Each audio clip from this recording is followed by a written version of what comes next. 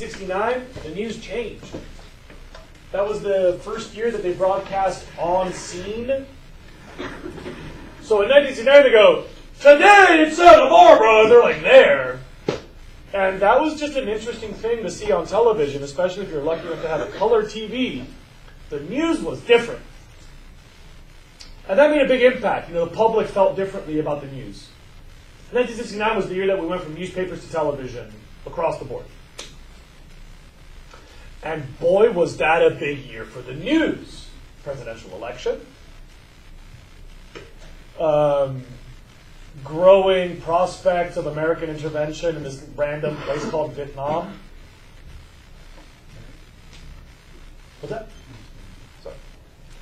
Oh yeah, exactly. I don't know.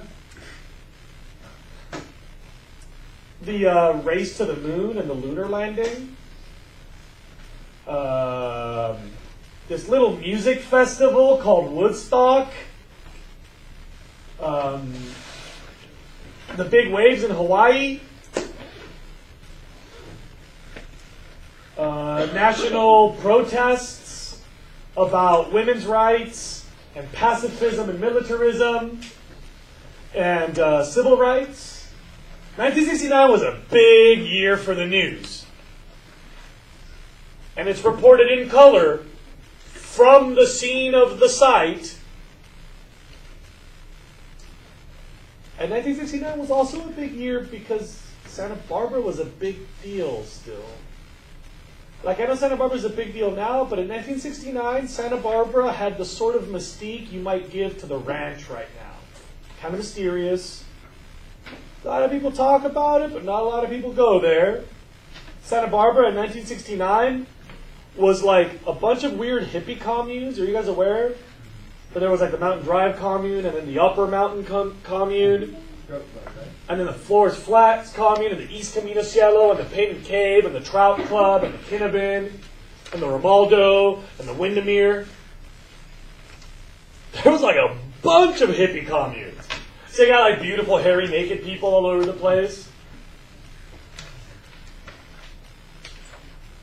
And you've got all these like wealthy, famous people. Because do you guys know that Santa Barbara used to be Hollywood, and then Hollywood moved to Hollywood, but a lot of the old-time names in Hollywood stayed in Santa Barbara? So Santa Barbara has this pedigree as having been like, the original Hollywood. And after the earthquake, it still became the home of the old blood of Hollywood. So like Elizabeth Taylor, and like Bob Hope, and like all these like big historic names. This was still where they came. Ronald Reagan. So like nowadays, Brad Pitt owns some fancy property near El Cap, but that neighborhood has had Hollywood people since before there was actually a Hollywood of movies. And so Santa Barbara was a famous, like wealthy, mysterious, beautiful, kind of like Morocco, like expensive party destination, hard to get to. Nobody, what happens in Santa Barbara stays in Santa Barbara. And when everybody turns on the news to see how it's going with the race to the moon, or how it's going with the demonstrations about Vietnam, they see that like, oh man, that's the biggest oil spill in the history of petroleum in Santa Barbara, no less. I can't stress enough the importance this event had back then. By now, when you guys were watching TV a couple years ago, and they're like, giant petroleum spill in Louisiana. Everybody's like, Louisiana? Who cares? It's like the devil's favorite target, right? It's like, Louisiana. And like oil spill, oil spills all the time. Who cares? But this was big news. This was big, big in the American consciousness. The sociological importance of the oil spill in Santa Barbara can't be overstated.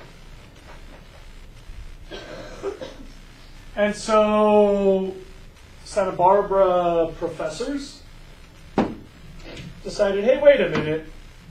This might be the right time to start thinking about human relationships with the environment.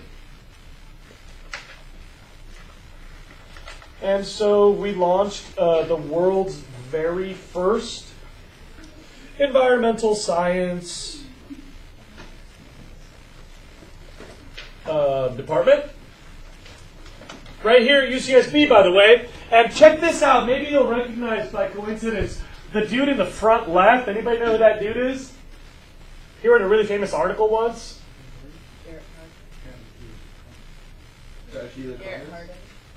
Garrett Hardin, who'd written The Tragedy of the Commons about 6 months earlier. I mean, look at the timing. Wait, so he wrote it 6 months before the oil spill? Yeah, yeah. And everybody's like, hey, could you comment on this? He's like, sure, I'll run your department. And so you've got the woman in the back, the short lady. That's Ruthie Corwin. There's a Corwin Pavilion or the Corwin Plaza at UCSB named after her and her family because of her importance. That dude with the tie, the older guy in the back, his last name is Schuyler. Do you guys know Dylan Schuyler? Whose mom works at the university. I think that was her dad or her father-in-law or something like that. I don't have my facts straight. Forgive me if I'm mistaken, but pretty sure that's him. It's spelled the same way, you know, Schuyler. This dude right here, Mark McGinnis, he was a professor at the university when I was a student. I don't know if he's retired or if he's died or if he's still there, but he was a really big deal back then. Still wears flannels. Last time I saw him, he was wearing flannel. That dude in the back, Rod Nash, he was a big deal. Orwin Sage, that guy, he was a big deal. This was like a dream team. And they started a program that is kind of historic. You know, the first class graduated in 1972. First class Of environmental studies majors, yeah. And you can see that the numbers awarded to date keeps growing. Some years they've had a whole lot of graduates, actually. So the picture you just showed us were is that the first graduating class? No, that was the first department, the professors. This also started the national environmental movement. So Earth Day started that April. The Sierra Club started lobbying the government to protect the environment that year. Or really picked up a lot of steam anyway. And this attention to the environment and the aggressive attention from the public, do you guys realize that starting in 1969, we had the most environmental legislation during the least environmental presidency? I mean, it's hard to say that it was the least environmental presidency, but Richard Nixon didn't exactly like environmentalists. And bad news for him, he recorded all of his phone calls, and then people got those recordings. You've heard about this? And so there's recordings of him using all sorts of derogatory profanity to describe environmentalists. Words that would make me blush, that I would bust you for repeating.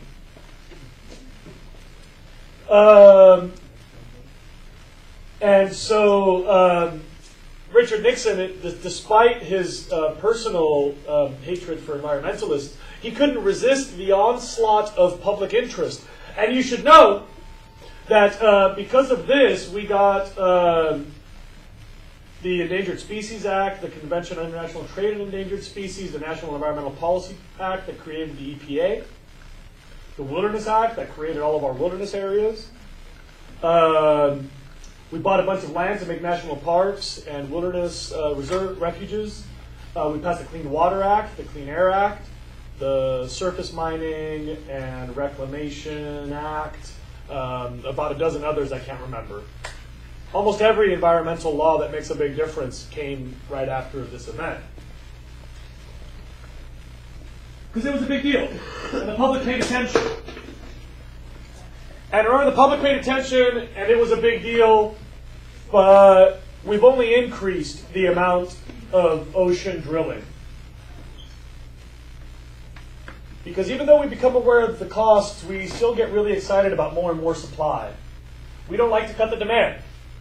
That means driving less, or driving more carefully, or driving smaller cars that don't carry as many chicks. We continue to demand more and more energy, and of course, the market continues to supply it. So even though efficiency saves you money and environment, we say, F that S. Just give us more supply. By now, we've spilled somewhere in the couple of billion gallons range. The most recent mega accident was 70 times larger than the Santa Barbara spill. 70? Yeah, so the Deepwater Horizon, the DP spill, was 210 million gallons. The Santa Barbara was 3 million. Is that Nicole? Yeah, that one. That's why I said I had a party yesterday, but I cried a little bit. Because it's kind of sad for me that we still pursue more petroleum. I'm milking the drama before we get away from the fossil fuel thing. But you got to remember that when people get all rah about increasing supply, like, hey, we could drill the unicorns back and then get more oil. Like, yeah, all right, but seriously, how long are we going to keep doing this?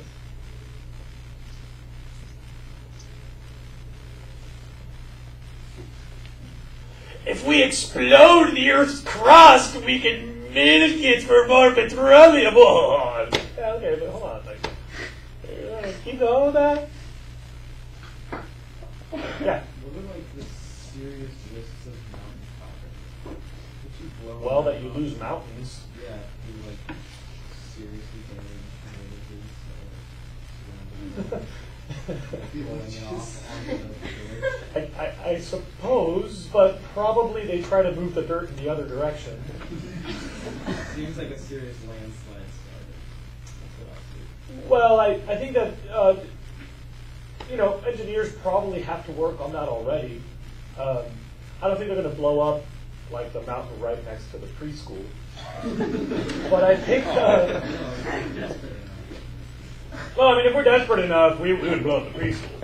I think. Just for fun. Oh, I'm convinced. I'm convinced that somebody would eventually say, "Hey, it's just one preschool." There are. We'll talk about this in the mining rooms. All right. So you guys like my sad party where I cry if I want to? I thought that was a Miley Cyrus reference. Is there a Miley Cyrus? Okay.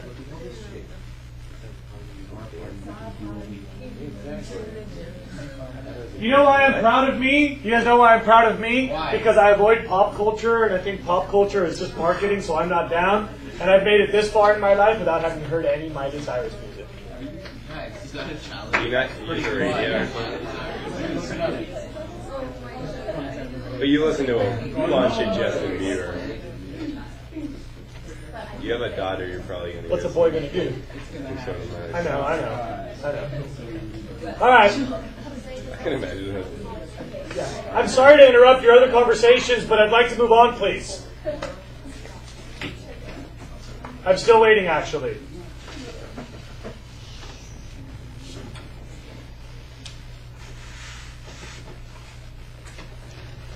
Um, 7.3 is behind us. We've moved on from fossil fuels. I'd like to look at the vocab in 7.4 very quickly, please. You'll notice that the distinction we're making in the vocab is between renewables and non-renewables. Just to be clear, fossil fuels are renewable if you can wait another 500 million years. Remember that coal and natural gas and petroleum are perfectly renewable if you wait long enough. The sense in which they're not renewable is we're using them much more quickly than they are made, and we wouldn't have global warming if we use fossil fuels at the rate that they are made.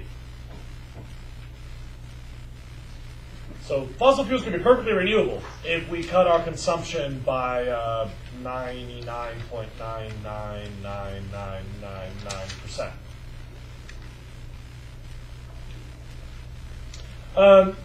But when we talk about energy, a lot of people like to say sustainable and unsustainable. Do you guys know what sustainable means? Good definition, please. Anybody have one? Oh, being able to have the same amount of resources in the future as we have today. Sort of. Anybody know another way to say that when it's not just about resources?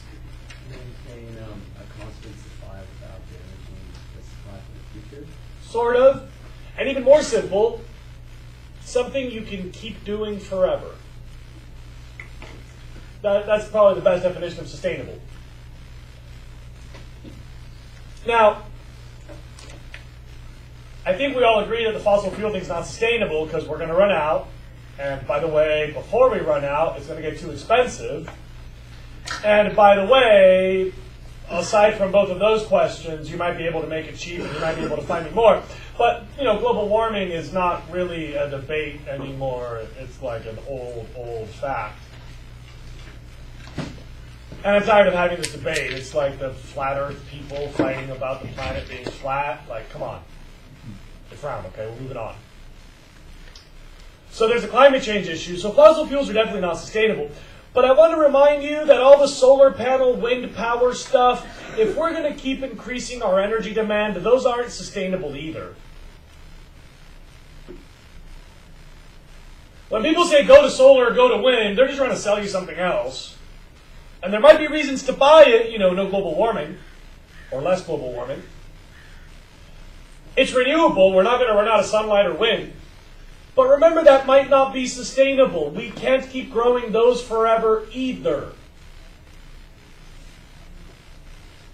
Because they have a giant land footprint. Because producing those things does use up a lot of resources. So remember, you cannot go renewable energy forever either if we keep growing our demand. The only truly sustainable practice in the energy conversation is efficiency. If we keep cutting demand, we can do that for a long time.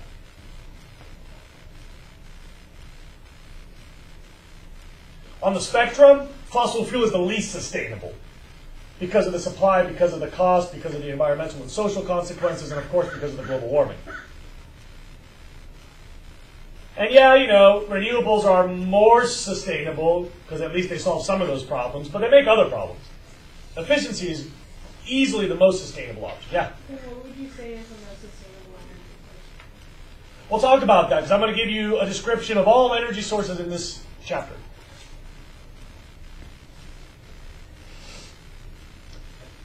The other thing I want to talk about in the vocab for 7.4 is digestion.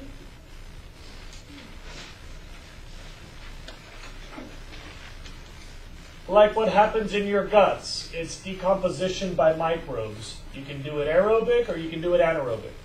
And you already know that, right? Aerobic makes CO2, you can't light your burps. Anaerobic makes methane, you can light your farts.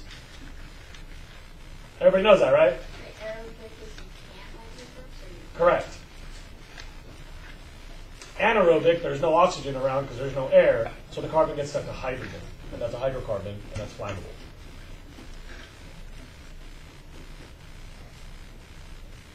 So in the energy unit in 7.4, when they say digestion, what they technically mean is anaerobic by bacteria as a source of methane.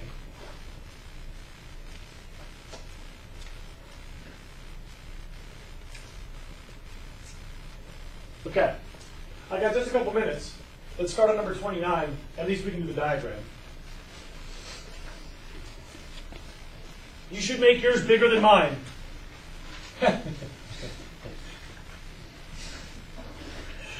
Drawing.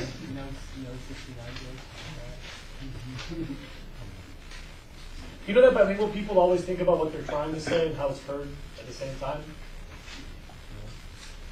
Because we understand that transfer of language, we bilinguals think on a double channel. We're very self-conscious of our speech.